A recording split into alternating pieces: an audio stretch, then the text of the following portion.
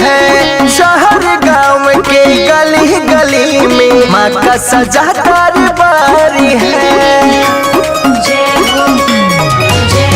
जय माँ अम्बे जय जगदम्बे होती जय जयकार है।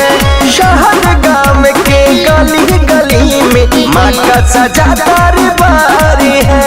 नव दिन नवमी के दर्शन बिन, नव दिन नवमी के दर्शन बिन भक्तों की अब लगन लगी है।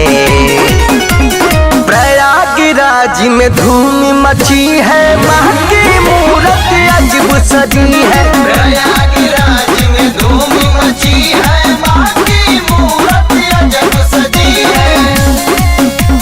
जय जय जय हो, जय जय जय हो।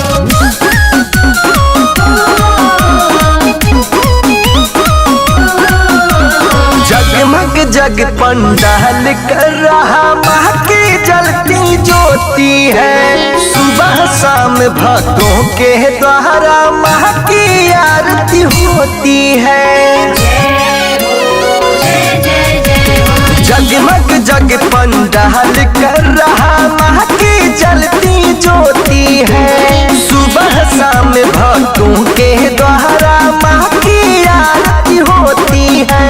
जिसने माँ को दिल से पुकारा, जिसने माँ को दिल से पुकारा, दर पे उसकी भाग्य जगी है। प्रयागराज में धूम मची है, माँ की मूरत अजब सजी है। प्रयागराज में धूम मची है, माँ की मूरत अजब सजी है।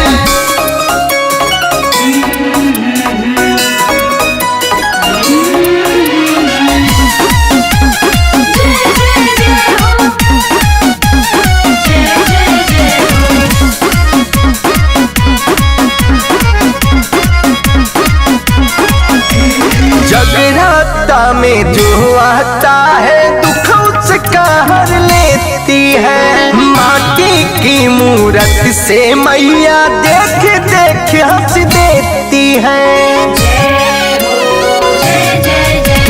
जगराता में जो आता है दुख उसका हर लेती है। माटी की मूरत से मैया देख देख हंस देती है। विनय विनती करते हैं माही, विनय विनती करते हैं माही, माँ दर्शन की आस लगी है। प्रयागराज में धूम मची है, माँ की मूरत अजब सजी है। प्रयागराज में धूम मची है, माँ